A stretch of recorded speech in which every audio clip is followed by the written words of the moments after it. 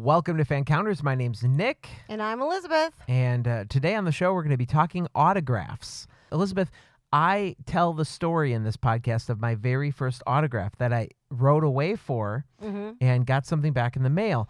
Do you remember what your first autograph was? I don't.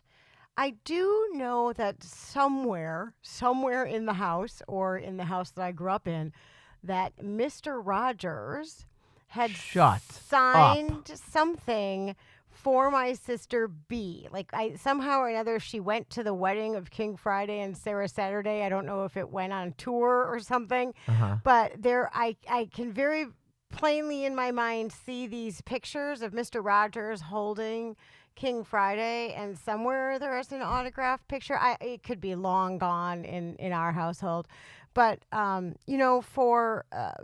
for the majority of our early careers, we did country music. And so I have books and T-shirts and, tons of autographs of country music stars who some are no longer country music stars and some still are. I mean, and some are no longer with us. Right. We've lost a few since we have done radio days. Chris Ledoux, Daryl Singletary, Mindy McCready, all those. Yeah, I have a ton of those.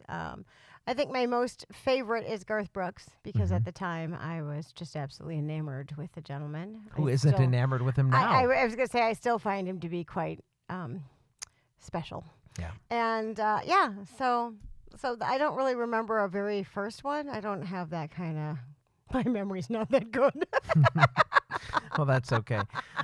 We talked to Kevin for quite a bit of time, so we're going to go right into the episode this week. Tell us about our guest.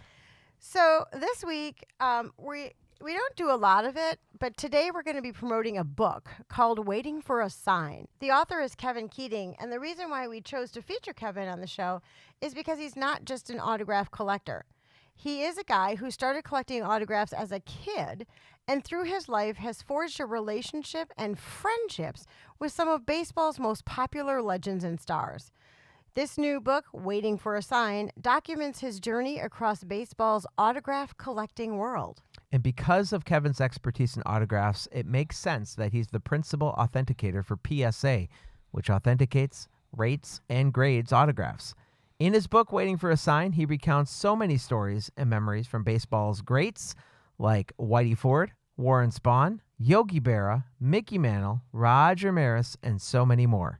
In fact, what Kevin has done in writing this book and what our show is about is really the same thing, because we dive into the person inside the celebrity. I have read much of Kevin's amazing book, which you should go out and buy, and I can't wait to hear the stories on the show today. I'm excited. So let's get right into it. This is Kevin Keating. The book, Waiting for a Sign, is available on Amazon. Go out and buy it, but if my endorsement isn't good enough, this interview should take care of that. Coming to you from nowhere near the entertainment capital of the world, this is Fan Counters with Nick and Elizabeth on the PodFix network. There was this mob of people, and they're screaming my name. Crazy fans. Stop following me. Don't come around my house. If you do, the cops are going to be at yours. If I'm having dinner with my wife, don't sit down at my table. Don't follow me into the bathroom. Can I take a picture? We're gonna. Oh my God. I think this guy wants to fight me. Ended up being a fan. I'm the only one that's ever been on Sam Jackson and lived to tell about it. Well, guess what? I have a big surprise for you. That's why we call it Fan Counters. I don't think you're going to last on the air very long. Kevin Keating, welcome to Fan Counters. Thanks for being here. Hey, thanks for having me. Great to be here. You bet. Now, we talked about your new book, Waiting for a Sign, in our opening, and I've had a chance to read a lot of it, and you and I have this passion for autograph collecting in common. So I'm going to tell you mine in a little bit, but what's your first memory regarding when the autograph collecting interest hit you? Well, it was in 1969. My dad came home with an autographed baseball of the Chicago White Sox, and I had really no interest in the White Sox team because I'd already become a Cubs fan at that time. But the ball was very intriguing and captivated me, and I have it to this day. I didn't get my first autograph through personal acquisition until 1970.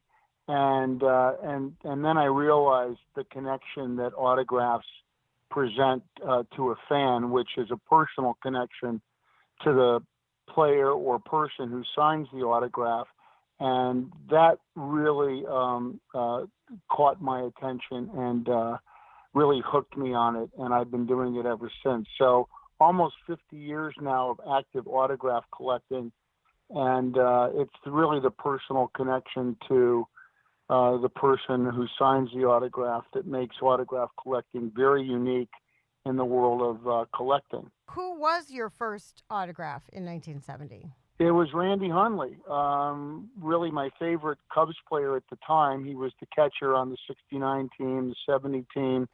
I can still remember Jack Brickhouse, the famous Cubs announcer who's in the Hall of Fame wing for announcers, comparing a young Johnny Bench to Randy Hundley and saying, Bench is really good.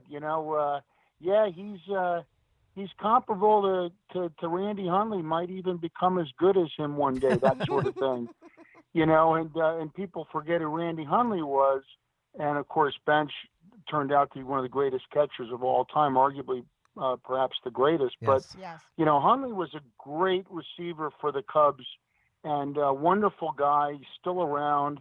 And he also is credited with really putting together the first fantasy camps. I guess I've never talked to Randy about it, but it's my understanding that it was a brainchild of his that he kind of put into action either in the late 70s or the early 80s. And, of course, we all know fantasy camps have become kind of a staple for all major league franchises and have even gone beyond baseball now and spread into other fields as well. But Hundley was a great guy. He was appearing across the street from where we lived at a local store after a Cubs game, and I waited in line with my mom to meet him, and he showed up a couple hours late, but it didn't matter. He was great to everybody, and I still have, the autographs that he signed for me that day. Nice. You have an amazing reputation for collecting autographs now.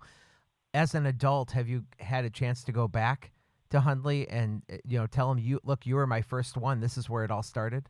No, but I need to do that. And you've actually given me a great idea. I think I will send him a copy of my book with a note, alerting him to that fact. But yeah, I'd like to let him know for sure. Yeah. Now, when I was, must have been about 10 years old, I wrote a letter to my favorite comic strip character, Jim Davis, who did Garfield. Okay. And of course, he typed me a letter. And then he had, on his little stationery, and Garfield they had obviously used a hole puncher to make a little thing like Garfield ate part of the paper. Okay. And it was it wasn't a real autograph. It was like that facsimile thing with his name, but then he actually signed below that in a ballpoint pen. Right. Wow. I still have it. And that's where my bug, as soon as he replied to me via mail, I was hooked. I started sending out stuff all the time. Wow. It's amazing, isn't it? I mean, I ran into a guy named Fred Barnes yesterday. Fred lives near me, and I know him from TV. He's a primary editor of the Weekly Standard publication. He's on TV a lot as a national political analyst. So I certainly admired him and watched him over the years. And I just ran into him in the post office because he lives nearby. I had a copy of my book. And George Will wrote a blurb that's on the cover, and I know George and Fred are good friends. I knew that. So I ran to my car, I grabbed a copy of my book, I introduced myself and presented the book to Fred. And that introduction led to a 20-minute discussion, and he started telling me about, a baseball that his father had gotten signed in 1941, and Fred grew up loving baseball and becoming a Red Sox fan, and he really wanted that baseball, but his dad wouldn't give it to him. And he finally got his hands on the ball when his dad passed away. And he detailed the ball and all of its signers. And it just reinforced what you just did, Nick, which is that, you start talking autographs with people, and it seems that certainly anybody who's a fan has a recollection of either trying to get an autograph or actually getting an autograph, and how special that moment is, and what the spark that goes into people's eyes as they're telling these stories, and the stories transcend generations. In this case, Fred was talking about his deceased father and how this ball has now been bequeathed to him after his dad passed, and of course it's an heirloom for him. And you still have your clutches on your Jim Davis autograph, even though, you got it when you were 10 years old. Right. And it's really that magic that autographs bring to people through that personal connection. And whenever I talk to anybody about autographs, it seems to, revive these memories. And that's what I really love about it. So now when you handed this book to Fred, did you sign it? I did not. I certainly would have if he'd have asked me, but it just led to a conversation that really took off. And I doubt that Fred even thought about it. I don't like to be presumptuous to think that somebody's going to want my autograph. I'm happy to, if they just want to read my book, Right. that really gives me a lot of joy. Okay.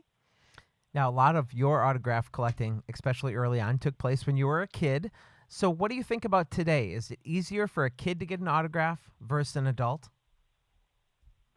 Yeah, it probably is. In fact, I'm sure that it is. It's easier for kids to get autographs than adults because players are going to assume that if you're adult and asking for an autograph, then you're likely doing it to sell the item. Players, however, do know that a lot of adults pay kids to get the autographs, simply for the reason implied here, which is that players are going to be more willing to sign for children, generally speaking. So there is that aspect of it going on. And honestly, with the money involved in autograph signing, it has added a layer of complexity to the whole process of collecting that certainly was absent when I was collecting. I mean, in fact, when I was collecting, I can tell you as a kid that players thought I was crazy. I had more than one player, stop me and look me in the eye and say, what are you doing here, kid? Shouldn't you be doing something more practical with your time? I mean, I remember Mike Marshall, the great relief pitcher, whom I think should be in the Hall of Fame. That's another story. But I remember going to see the Dodgers in '75, I think it was, and Marshall had won the Cy Young Award the year before, and I really wanted to get his autograph. I knew from word of mouth that he was a really tough signer. In fact, he just refused to sign autographs, generally speaking. And sure enough, he came out of the hotel, and my buddy and I were there together, and we were the only ones there. And he wouldn't sign autographs for us. In fact, he lectured us for about 10 minutes on how we were misguided because we wanted baseball players' signatures. If we were collecting autographs, we ought to ask our teachers to sign for us. Aww. Yeah. And I said, well, will you at least shake my hand? He said, sure, I'll shake your hand, kid, but I'm not going to sign for you. And, it was just a different time. I remember another time when I got Davy Lopes like 6 times in the same day. And we were at the hotel, my same friend. In fact, I think it was the same day. And we got Lopes coming out of the hotel, presumably for breakfast. We got him when he went back to the hotel, to go back inside. We got him when he came out to get the team bus. Then we went to Wrigley Field. We got him at batting practice. That was like time number 4. Then we got him when he exited the stadium to get on the team bus to go back to the hotel. That was number 5. And then, which was very uncommon for me, we went back to the hotel that night because my dad, who worked near the hotel, had said, why don't you come back in and I'll drive you home tonight because I got to work late. And we said, sure. So we went back and we stood out in front of the hotel, and it was dark by this time. It was evening. And Lopes walks out of the hotel, and he's dressed to go out on the town. And he looked at us, and he put his hands on his hips, and he said, what the hell are you guys doing here? Didn't I sign for you like 4 or 5 times today? And we said, yes, sir. And he said, shouldn't you be out looking for women? We were like 16 years old. Now, I will tell you this. He used a little more colorful language than I'm using right here, but that was what he was asking us. And he looked at us cockeyed like we were sick or something, and he did sign for us again, but needless to say, we had a good laugh after he left. So tell me, you're not selling these autographs. Why do you need 6 of them? Why do you want 6 of them? Well, first of all, back then no one was buying autographs, So yeah, we weren't selling them, and I got asked that question a lot. Like, what do you do with these, kid? Right. And I'm like, I save them. And I can't explain that. I mean, I guess it's kind of like a hoarder, you can never have enough. And I tell people that I think that collectors in general, and that's universal application beyond just autograph collecting, but I think collectors in general have some sort of a recessive gene that hasn't been discovered yet.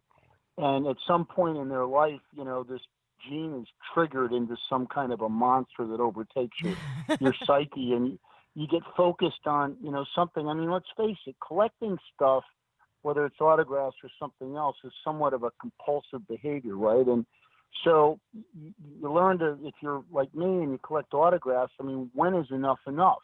Ask somebody who collects Mickey Mantle stuff, like, don't you have enough Mickey Mantle things? No, I don't have that particular photo, right. Signed. Yeah, and I don't have that card signed. I don't have this. And then they think that they get everything that they want, and then they see something else that they don't have, in the same genre, and they want to add that to their collection. So I can't really explain it. I know it's, to someone who doesn't experience the same thing, it certainly seems like a weird behavior. But to those of us who are part of that culture, we certainly understand it in each other. Now, where are these stored at your house? Is this a big file cabinet full of autographs? Or do you display them publicly?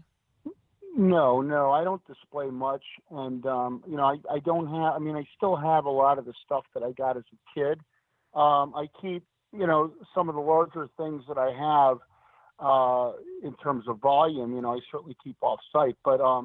But yeah, I have only a few things on display at my house. I mean, I know what I have. I know where it is. I'll pull stuff out if I have somebody coming over that I want to show something to. But generally speaking, I'm raising 2 kids. If you walk into my home, what you'll see are a lot of pictures of the kids on the wall.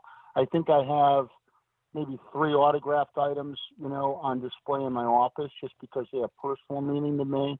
But other than that, I really don't have anything on display.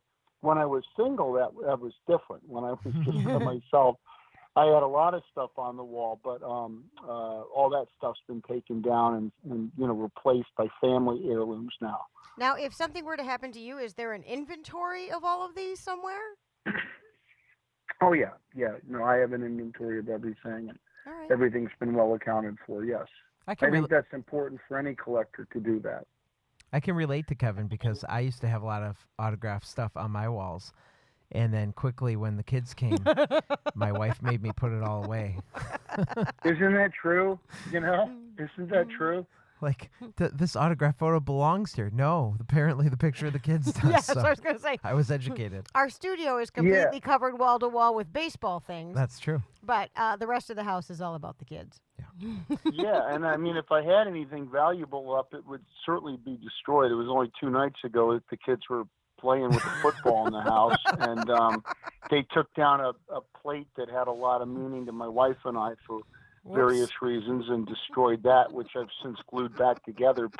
Now, Waiting for a Sign is a very large book, over 300 pages. What I found fascinating is it doesn't even recount every experience that you've had that you feel is worth retelling. And in a book that's got so many memories, I'm curious to see, how did you remember all of this stuff? Like, do you take notes after your encounters so you don't forget details? I mean, because your stories are quite detailed. I did take notes, believe it or not. I used to keep record of pretty much everything. I've actually found some of the notes that I kept, which detail as much as, I shook hands with this guy, shook hands with that guy. There's one note that I have where it says I shook hands with Ted Kubiak twice. So I would keep a record of these things. I kept record of the baseballs that I caught, and I would mark them so that I could, cross-reference them, who hit them, what day it was, that sort of thing. So, yeah, I did keep certainly detailed notes on specific items and things of importance that happened in my collecting habits. But I also have a very good memory, and a lot of times it's pretty easy to cross-reference a date because I'll remember the year, and I'll know that, for instance, that this team was in town on this day, and it would have been a Saturday that I would have been there. So it's kind of easy to go back and kind of, pick out a specific date, even if I didn't remember that, going into the research to put the story together, in a usable way. But what happened with regard to writing it and putting these stories together was sometime in the 1980s, my dad really started to urge me to put the stories down. You know, some of my most memorable encounters and meaningful encounters and encounters with people who had changed my life in one way, shape, or form through collecting and admiring them. So I wrote my first chapter for the book in 1988, and that particular chapter is about George Sisler, which I can get into here in a minute. But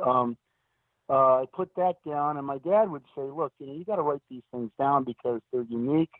They're great insights into the character of these people who've meant so much to you, and people have an interest in these people, and you have stories to tell that other people would find interesting. And if something happens to you, the stories will go away forever." So, with that in mind, I started writing the stories that would come to me at one point in time to retell, to pay homage to these guys individually. And I did it over, the course of 29 years before this book was published. And by the time I got the manuscript to the point where I thought, I think I'm ready to get this thing published, I ended up through my friend Paul Bird, who now announces for the Braves, but was a major league pitcher.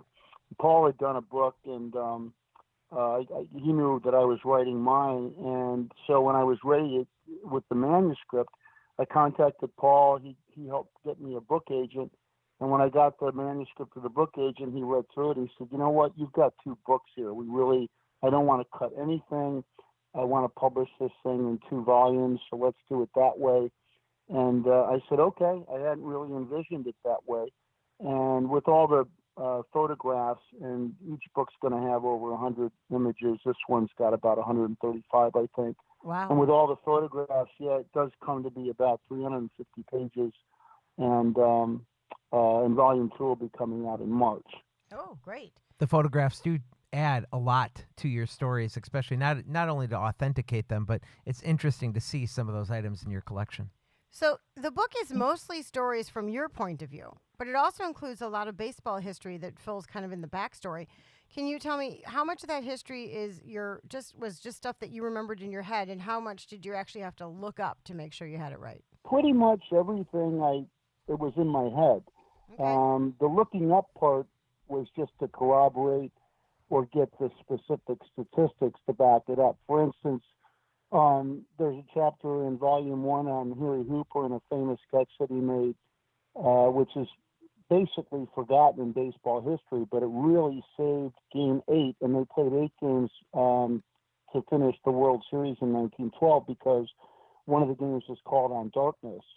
So they ended up going to a Game 8, and in the 4th or 5th inning of that game, Hooper makes this catch and saves a home run.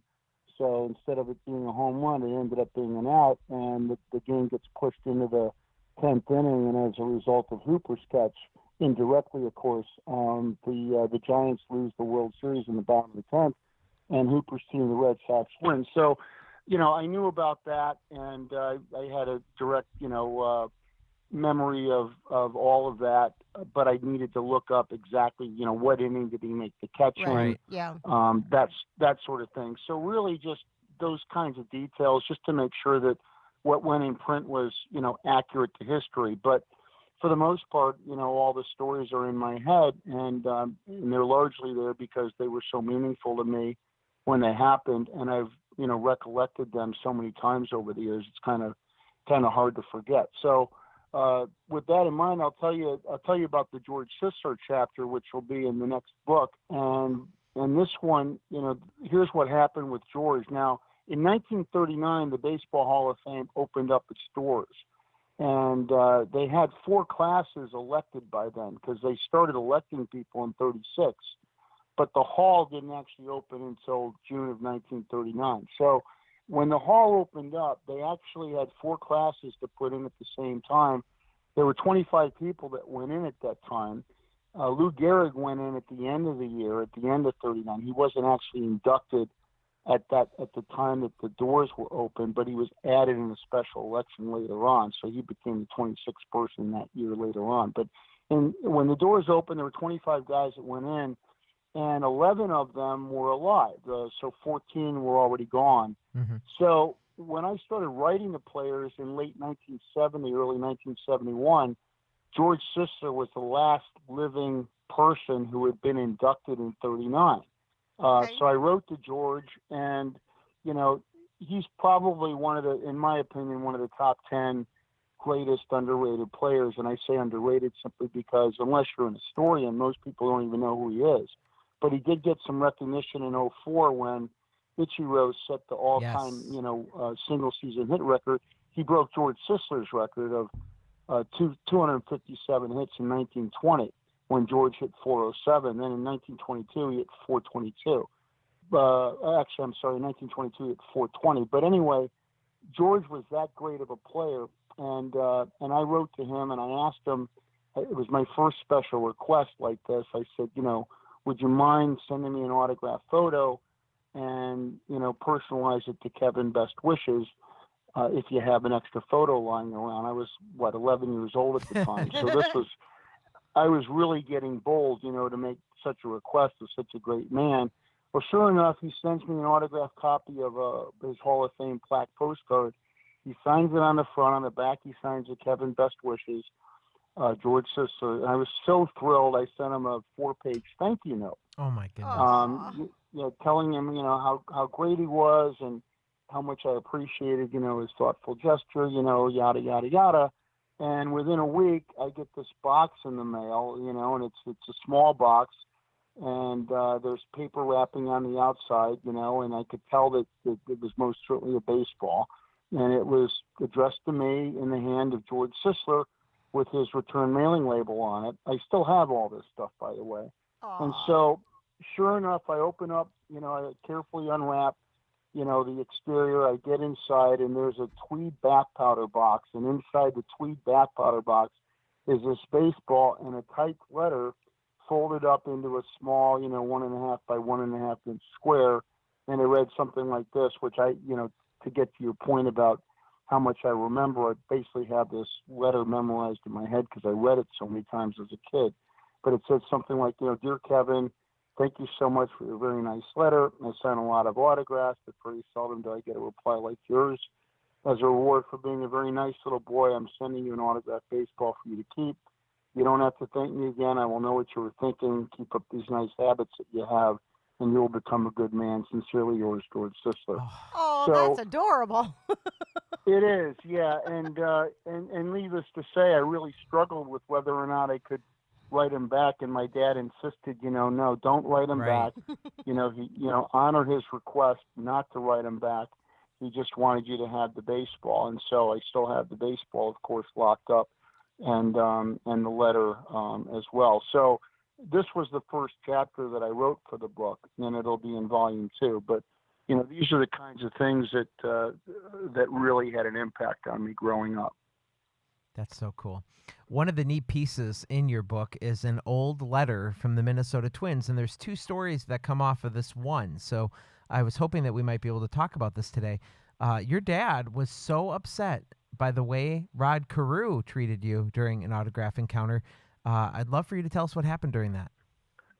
Oh, it's one of my favorite stories, and I want to preface it by saying I love Rod Carew. Rod Carew is a wonderful human being, and this whole episode, I was really semi-reluctant to put it in the book because I didn't want anybody to read that story and think anything negative about Rod Carew. Rod Carew taught me a really valuable lesson. I didn't really get it until later on when I had the pleasure of meeting him, multiple times throughout my life. Most recently, by the way, I had a nice picture taken with Rod in the Hall of Fame gallery over induction weekend. I was a guest at the Hall of Fame this year, and of course Rod was there, and I had a nice chat with Rod. And I'm going to be sending him a copy of my book, and I want to know what he thinks. I hope he likes the chapter. Right. So with all that as a prelude, here's what happened. It was September 19th, 1970. It was my 3rd time ever going to the hotel, and at that time I'm 11 years old. My dad's accompanying me, and so we go to see the Minnesota Twins, and I had 5 guys I really wanted to get that day. And by the time the team bus had left, I had met Bobby Allison. He was one of my main targets. He wouldn't sign for me. I got Frankie Crosetti, who had been, on the Yankees with Ruth and Gehrig in the 30s, and he was coaching. And I did get him, and he shook my hand, and I was thrilled at that. I didn't see Killebrew. I didn't see Oliva. I didn't see Carew. Those were the other guys I really wanted to get. So my dad said, well, look, the bus just left. Maybe these guys missed the bus. Let's stick around. I'm like, okay, I got no place to go. So my dad and I waited, and we waited. And about 5 minutes after the bus left, sure enough, here comes Rod Carew, Tony Oliva, and the third guy. And they come walking out of the hotel. They clearly missed the bus, so they're walking to where the cabs would line up, to take people wherever they needed to go. So I had, 50 feet or more of sidewalk space that they had to cover, which is plenty of room and time to get all three on my baseball, which I had in my hand. So I went up, I got Oliva. Then I went to the second guy who I didn't recognize, but he was clearly a player. I could just tell that. And he was between me and Carew, so I got him to sign my ball. And, he comes into play later on. And then I go up to Carew, and we've got plenty of space, and he's walking quite slowly. And I said, Mr. Carew, would you please autograph my baseball? And he said, son, why don't you take a long walk off a short pier? And I'm 11 years old. I don't even know what that means. It makes no sense to me. I don't know what he's really saying. And so I said, okay, Mr. Carew, would you please sign my baseball? And I continued to follow him. And he never says another word to me. He never looks at me. He just saunters up to the cab, and I'm right at his side. So I open the door. He gets in. Oliva gets in. The third guy gets in. They all get in. I close the door for him. I wave. I wish him, good luck at the game that day and all that. And that was it. So my dad had observed all this, and he said, it looked like Carew didn't sign for you. I said, no, he didn't. He said, well, he said something to you, right? What did he say? So I told my dad. Well, my dad got livid and ended up writing a scathing letter to the Minnesota Twins Public Relations Department. And we ended up getting this letter back from Tom Mee, who was the PR director for the Twins. And he goes into great detail about how, Rod had a difficult year. He'd been injured. I think he was hitting in the 360s at the time. So it didn't seem like he was having a bad year to me. But in fact, he was injured most of the year, and I think he was on the disabled list at the time that this encounter happened. And so anyway, fast forward later on, it's a few years later. I'm a teenager by now with a lot of experience under my belt. I go back to see the Minnesota Twins. I'm the only person collecting autographs that day in front of the hotel. And Rod Carew comes out. At the time, he's on the cover of Sports Illustrated that week, which I bought a copy, hoping he would sign. I'd heard by then through other people who had met him that, he could be moody at times. If you catch him on the right day, he's a wonderful guy. And sure enough, he spends like 30 minutes with me giving me batting tips. He signed like 18 things for me that day. He asked me if there was anything else he could do for me. He offered me tickets to the game. And he just couldn't have been kinder to me. And I realized then, that in fact, Tom Mee was correct, that these guys, they have their own issues that they have to deal with. And whether you realize it or not, as a fan, when you're stopping a guy, especially at a hotel, which is, basically their home away from home, you're really intruding on them. And it made me look at autographs much differently as a result of all this. And I started to realize, when these guys, they're not obligated to do anything for you. Now, did Rod have to say that? No. But are there a lot of things I've said over the years, to people that I'd like to take back if I could? Yeah. A lot of things I've said over the years that, I didn't mean the way they came out. Yeah, of course. We're all human beings. These guys are human beings. They have good days. They have bad days. As a fan, you're really intruding on their time to ask them for anything. They're not obligated to give you anything. If they give you an autograph, they're giving you some of their time. If they're doing that, they're giving you a gift. And I learned a lot that day. And I met Rod. I've met him really countless times over the years, different circumstances. And he's always been wonderful. So I've got nothing but great things to say about Rod Carew. And I'm grateful to him that he taught me that lesson. And he did it unwittingly, of course, but I learned a lot from him. And he was a wonderful guy. Now, the third guy, and this is really what makes this whole episode really poignant is that the third guy is a guy named Herman Hill, who was a September call-up in 69 and 70. So this is 1970, and it's his second month in the big leagues. He'd been called up and played a few games the previous year, and he played a few games in 1970. And then he goes off to winter ball, and he plays winter ball down in Venezuela. And one day, on an off day, he goes to the beach, and he ended up drowning. Now, he and he signed my baseball that day, which I still have. He became the first major leaguer I ever met. He died, and he was only, I think, 24 at the time. So many years later, and this was, I think, 2008, the Hall of Fame, I was a guest there. And I had met Rod many times, in between, but I'd never asked him about Herman Hill, and I'd read these multiple accounts about how Herman had died. I'd read that he'd been eaten by a shark. I'd read that he drowned. I didn't know what the truth was, and I always was curious about that. So I'm sitting on this shuttle that took the Hall of Famers and their guests from the Hall of Fame gallery back to the Otesaga Hotel, where we were all staying over Hall of Fame weekend, and I'm waiting for the trolley to load up. And I'm sitting across from Dale Petrosky, who I got to know by then quite well. Dale was president of the Hall of Fame at the time. And Rod walks on and says, "Hey, Dale, how you doing?" And Dale says, "Oh, I'm doing great, Rod. Hey, I want you to meet a friend of the Hall of Fame, Kevin Keating." So Rod holds his hand out, and I grabbed his hand, and I knew this was my moment. I was going to ask him. So without letting go of his hand, Rod walks past me, and I rotate and sits behind me. I'm still grasping his hand. And I said, "Rod, you're not going to remember this, but the first time we met was September 19th, 1970. You walked out of the Sheraton Chicago Hotel," and I could see his eyes are glassing over like, "Oh, my God, what's going to come out of this guy's mouth?" I said, "You walked out of the Sheraton Chicago Hotel where I was standing waiting to get your autograph, and you walked out with Tony Oliva and Herman Hill." And I knew that Herman Hill was my punchline. Mm-hmm. And as soon as I said that, he lurched forward. He grabbed my hand with his other hand. Now he's clutching my hand. And he goes, "Oh, my God, Herman Hill." He goes, "I haven't heard that name in years. You know, he died right after that." And I said, "Yes, sir." And so we started talking about Herman Hill, and he was effusive with all these recollections of Herman Hill and what a great guy he was and what good friends they were and how he and Tony, looked over him and, really thought he had a lot of promise in baseball and out of baseball, because actually Rod compared him to Flip Wilson, who was a famous entertainer at the time, black entertainer at the time, at the Flip Wilson show. And Rod said, as talented as Flip Wilson was, Herman Hill was even better. He could sing, he could play the guitar, he was funny. Everybody knew he was going to be a star one day, whether inside baseball or outside baseball after he was done with his baseball career. And he said, and then he died so tragically. And finally I felt comfortable enough, and I said, "Rod," I said, "if you don't mind my asking, I've heard these different accounts." He goes, "Oh, yeah." He goes, "The shark and the drowning and all that." He said, "Well, here's what happened." And he told me.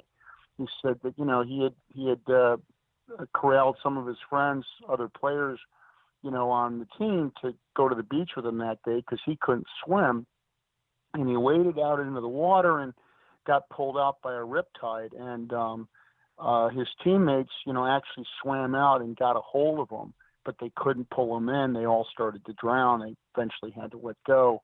And he said, Herman went under and they didn't see him again. And by the time he washed up, a couple days later, that you said the marine life had gotten the better of him, and that's where all that stuff about the sharks, came into play. But it was really interesting to me that 30-something years after my meeting, to have that encounter with Rod and have him talk to me about what had happened to Herman was very meaningful and sad, profoundly sad. Yeah. Yeah, similar situation because I'm a collector as well. I got Daryl Kyle the year before he passed away. And when I learned of his passing, it was kind of like, oh, my God, I just met him a year ago, and he signed my ball. Those things just hit you in a weird way because you do have that written connection to the person. Exactly, yeah. And Daryl Kyle, I golfed with Daryl Kyle because if you look in the book, chapter 17 is Jerry DiPoto. And Jerry was a pitcher on the Rockies, with Daryl Kyle, and Jerry's one of my best friends. He's now the general manager of the Mariners. And, at spring training one year when I was staying with Jerry, a bunch of us went golfing, and DK is what his teammates call him, DK. DK was out there with us. There were two foursomes. DK was in the foursome ahead of us. But, boy, that guy could mash the ball. I mean, he could hit the ball. Apparently, so they said, on the team as far as golfers went, it was kind of a toss-up between DK and Larry Walker as to who could hit a golf ball farther. Wow. That's how good Darryl Kyle was on a golf course. But, yeah, I did know Darryl a little bit. And when he passed away, of course, by then he was on the Cardinals. And he'd been traded with Dave Veers, who I got to know very well because Veersy was a relief pitcher with Jerry. So I hung out quite a bit with Dave. And Veersy told me, everything that had happened that day when they found out.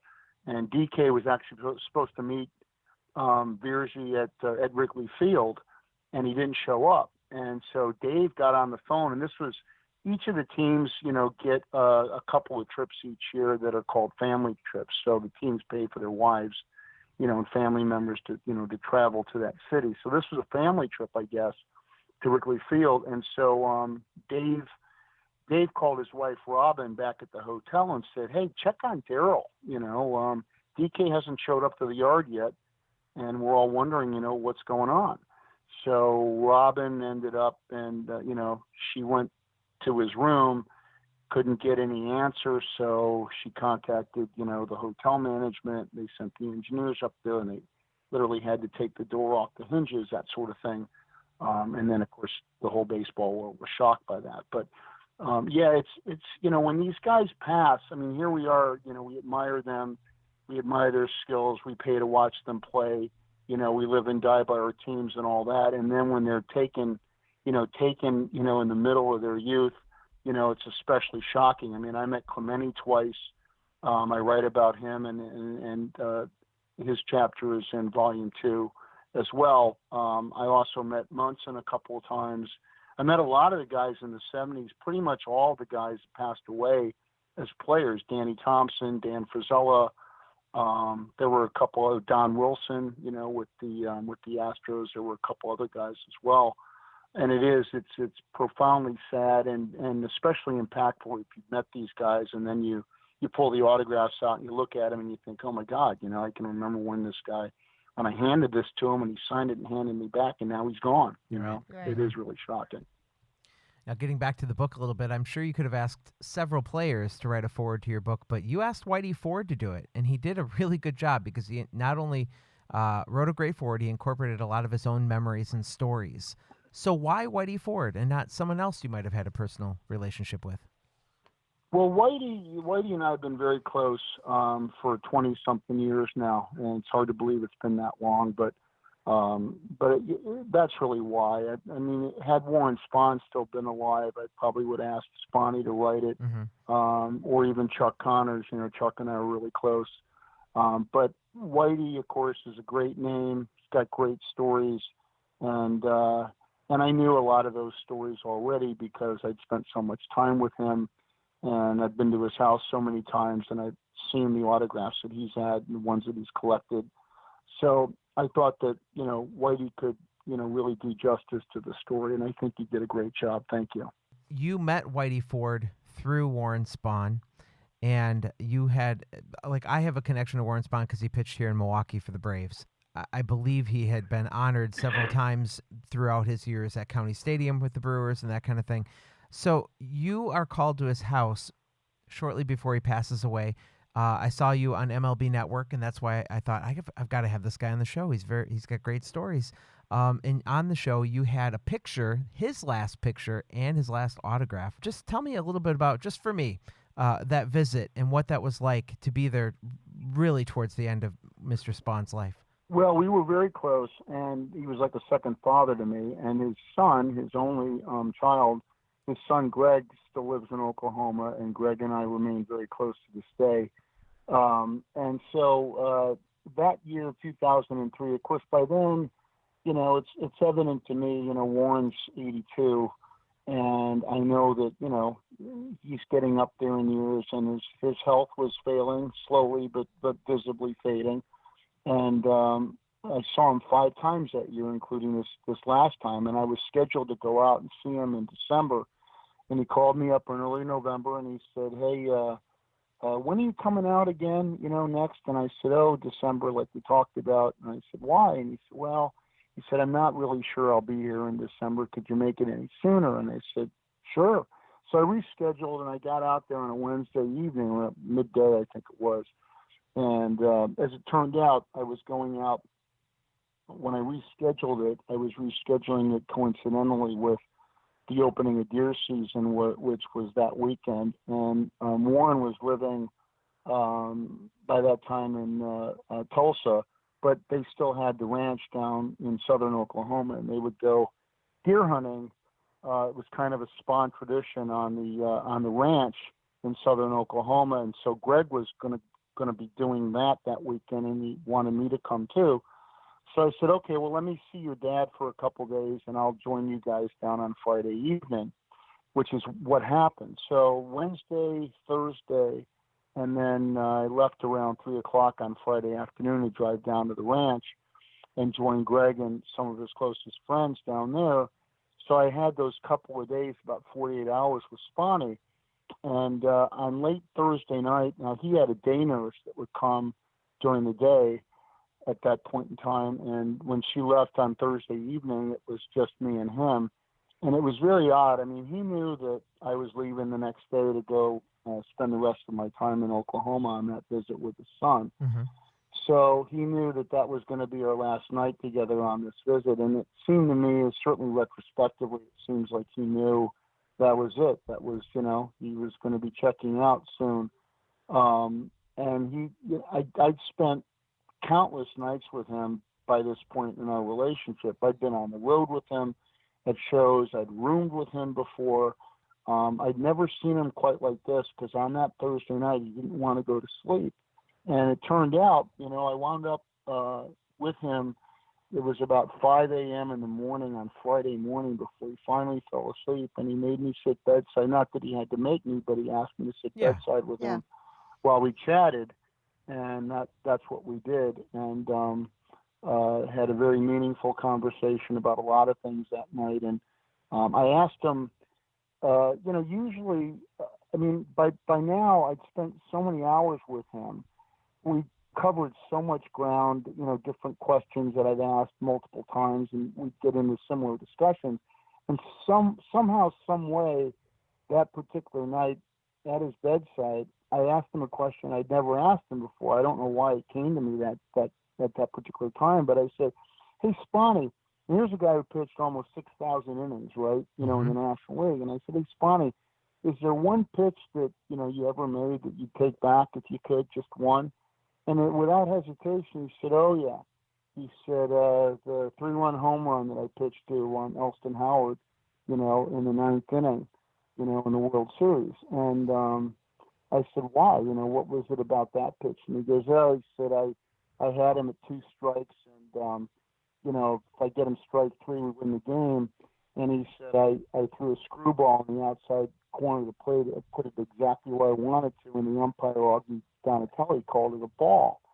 And he said, so I thought, God, how could Augie miss that call? Okay, I'll have to move the ball a little bit more inside on the plate, to make sure he makes the call the second time and he doesn't miss it again.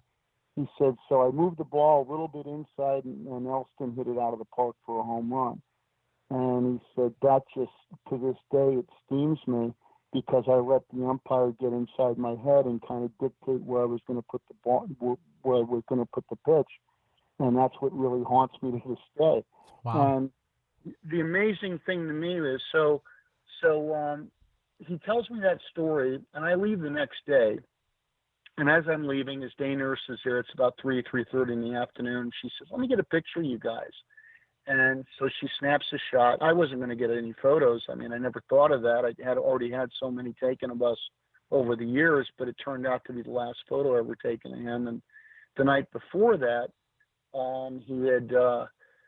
we were sitting at the table, talking. This is, before bedtime. This is like 10 o'clock at night, and we're just chatting about a number of things. And I said, "Hey, Spawny, how's your autograph looking these days?" He goes, "Oh, not so bad. Let me show you." and he scratched one off on a yellow sticky note and handed it to me, and that turned out to be the last autograph he ever signed. So I have those two things, which I did bring to my interview on the MLB Network, and those are my most prized possession because of the meaning that they have to me, being that it was his last autograph and the last photo ever taken of him, which is with me. I left that day. I joined Greg, and we got a call the next morning that Warren had taken a turn for the worse, and he passed away on that following Monday. So meanwhile, I'm back at home now, the next week, and I researched that pitch, and I come to find out that he didn't even lose that game. They won the game in the 10th inning. So, and that just amazed me. Of all the pitches he'd take back, he wanted to take back the one that didn't even lose a game. Right. It was it said so much about his character. I mean, he liked to say he lost more games as a pitcher than most Hall of Fame pitchers ever won, which is true, because I think he lost 250-something. I mean, he's the winningest pitcher since 1930. He won 363 games. He's the winningest pitcher of all time. But I like to say no one's won more games than him since 1930, because the 6 guys in history who won more games than Warren Spahn retired by 1930. So it really puts it in perspective how great he was.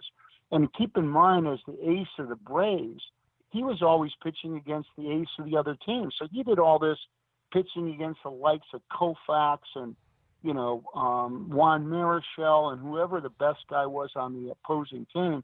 That's usually the guy that Spahn pitched against. But even though he lost all those games, over the course of his remarkable career, the one pitch he'd take back didn't lose him the game, put it into the 10th inning. But they won that game, and what bothered him the most was that instead of him making the mistake because, he did something wrong or because the hitter just beat him because the hitter was better that day, he made the mistake because he let an umpire get inside of his head, and that's what bothered him. I get that. And the hitter predicted it. Yeah, So. I get that. Yep. Now, Kevin, there's another well-known pitch that you've addressed in your book, and it's about Babe Ruth calling his shot in Game 3 of the 32 World Series, and you were able to obtain written proof that says he didn't call his shot. So what do you think? Did he call his shot, or do you believe the piece that's in your book that says he didn't? Well, Joe Sewell, keep in mind that what I write in the book is Joe Sewell's account of the home run. And yes, I did I wrote over the course of my life, I wrote to pretty much everybody who was living, who played in that game or was present on one of the teams, either the Cubs or the Yankees, and asked them to, tell me what their observation was. And it's interesting because Frankie Crosetti, who was the Yankee shortstop that day, said that, that Ruth didn't point. And I got a letter from Guy Bush, who was on the Cubs bench, who said that Ruth did point. So you can flip a coin and make the decision. And to answer your question about what I think, I like to believe what Joe Sewell said, which was that Ruth absolutely did point to center field and hit the home run. My guess is he probably didn't point. He was probably pointing at Charlie Root and cussing him out, which is, one of the fabled accounts of what happened that day. But to be sure, Ruth and Root were definitely cussing at each other. Root was the pitcher for the Cubs, and Gabby Hartnett was egging on Ruth the whole time. Hartnett was the Cubs catcher. He's in the Hall of Fame too, by the way. His name is Leo Hartnett. His nickname is Gabby, and historians know him as Gabby Hartnett. And guess why he was called Gabby? Why is that? He talked a lot. Because he talked a lot. So the whole time Ruth is at the plate, Gabby Hartnett's egging him on, calling him a big buffoon and all kinds of other, names I won't repeat here. But Ruth was riled up, to be sure, and whether he pointed or not, who knows. But it sure is a hell of a good baseball story. So our podcast is called Fan Counters, and obviously you as a fan have had numerous encounters with some great celebrities. Is there one that sticks out in your mind that would be your all-time favorite? One encounter or one celebrity? Either. It's so hard for me. I mean, I'd like to say baseball's been very, very good to me, to quote Fernando Valenzuela. I just had so many. I think I really feel blessed that that the passion that I experienced as a kid, falling in love with baseball and then pursuing my dream to become a big leaguer and doing it vicariously in some respects through autograph collecting, and how how this whole thing of autograph collecting has shaped my life. I mean, when I started writing these chapters, as I mentioned earlier, I did it as a homage to the players I was writing about. And then as I got closer to completing my manuscript, which I'm almost done on volume 2 now, but as I got closer to finishing it, and I stepped back and I realized, looking at the body of work that I'd put together, that in some ways the whole thing had become, they started as individual homages to these guys, and then collectively they were more of a mosaic of my life, and my life had been shaped and directed in so many ways by these encounters and these special people, and how they allowed me into their lives.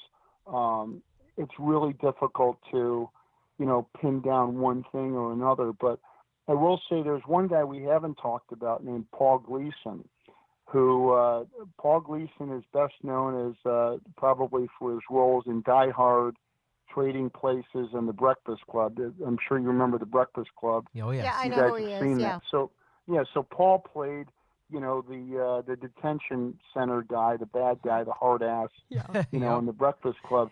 And Paul started calling me up in 1995 to buy autographs from me, and we got to know each other over the phone. And I knew him for a year or so over the phone, and we'd become friends, but I didn't realize who I was talking to. I didn't realize he was Paul Gleason, the actor, until somebody else got word of the fact that Paul was buying autographs from me, and then, connected it for me. And so it turned out that once I realized that, the next time he called me, I said, "Hey, are you?" He said, "Yeah, I'm that guy." And I said, "Why didn't you tell me?" And he said, "Well, you never asked, So it turned out Paul and I became very close. And odd as this is, Paul, I've been in 2 movies in my life. I was in 4 scenes in a movie called Women at West Point, which was filmed on location in 1979 during my plebe year at West Point.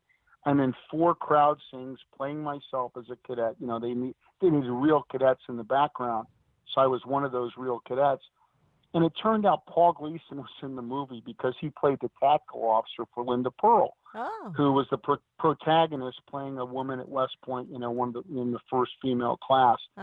So anyway, Paul and I become good friends. It turns out I wind up, Paul calls me up and he says, "Hey, I'm doing a small budget movie up in Philadelphia on this particular weekend. Why don't you come up and hang out with me?" I said, "Sure." So in December of 2005, I go up and I'm rooming with Paul, and he puts me in a couple of scenes, and I wind up with a line in this movie.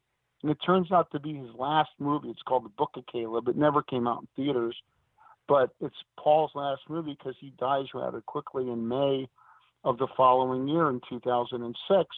So I'm in 2 movies, and they both have Paul Gleason, and he puts me in the second one. And I wind up with a line that they keep. And it just, to me, that's such a, and then I write a chapter about Paul, which is in volume 2 as well. But it's such a serendipitous thing about how the whole baseball thing and the passion for baseball connects so many different people. And, Right. and I got connected to Paul through my love of baseball and through his love of baseball and the fact that he collected autographs as well. And I suppose if I had one specific thing that I could tell you was probably the highlight of my life through autograph collecting, it would be the fact that Clint Hurdle, who now manages the Pirates, who I got to know quite well because of my connection to the Rockies through Jerry DiPoto. Clint Hurdle and I became very good friends, and he let me actually suit up with the Rockies and take pregame batting practice and stay on the field until game time on 5 different occasions, twice in Philadelphia and 3 times here in Washington, D.C., when the Rockies traveled in. And that was, for me, being in a Rockies uniform on the field with the team up until game time, having a locker in the clubhouse with the guys. That was the closest thing I'll ever have to being a big leaguer, which was really the driving force in all of this. So that would probably be the highlight of my life. I'm actually just cleaning up some drool off the table I was gonna say, because you that should- is a dream. You should see Nick's face. Yeah, I know. I mean, I look at those pictures of me out there, with the guys, and I'm like, that was really me, And one time I wound up signing autographs because I would always try to get as many of my friends, and they'd bring their kids, and they'd get my autograph over the railing, and I'd start signing for my friends' kids. And before I would finish doing that, there'd be real fans who didn't realize I wasn't anybody. Yeah. I was just some dude in a uniform down there. And I'd start signing. So one time I was signing, and I signed for about a half an hour, and I got joined by Brian Fuentes and Jamie Carroll. So the three of us are standing there, they're laughing their butts off, because they know I'm a Rockies imposter. But the three of us are standing there signing autographs. And I'm standing there thinking, I wonder if I'll ever see one of these things signed by the three of us show up on eBay. If I do, I'm going to buy it for sure. But yeah, it's been crazy. It really has. What a ride I've had. And I authenticate autographs for a living, working for Professional Sport Authenticators, PSA, which is a subsidiary of Collectors Universe, a publicly traded company. So my whole life is autographs, and it has been for decades now.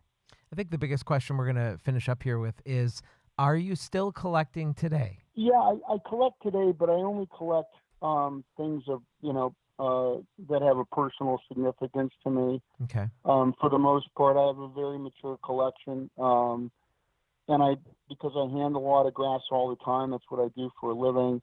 I don't feel a particular need to own and possess things and go out and acquire material. But I do get autographs from my kids. I get, when I know people and meet people, I get them to personalize a baseball to Carson and Colby, that sort of thing. But for instance, when I was at the Hall of Fame as a guest, for induction weekend here in 2018, I got my picture taken with a number of the guys, so I'll get those blown up to 8 by 10 and try to get them signed over the course of time as I meet these guys again and have them sign the photos to me. And that'll be meaningful to me. Definitely. Because it'll be a picture of me that captures that moment when I was with that guy. So, yeah, I still collect, but not in the way that I did, years ago. Now, have you started, or did you start selling any of your old autographs? I mean, now there is a market for some. So I did. Yeah, I okay. did. That's really how I had over 10,000 by the time I got out of high school, and I joined the Army. I went to West Point. I was an airborne ranger, captain in the infantry. Fractured my neck, left the service in '88. So between '77 and '88, I did almost no autograph collecting. I was too busy with the Army. When I left the service, I got back into collecting. And when that happened, I realized that during that period of time, the whole thing had become this business enterprise, and people were paying for autographs.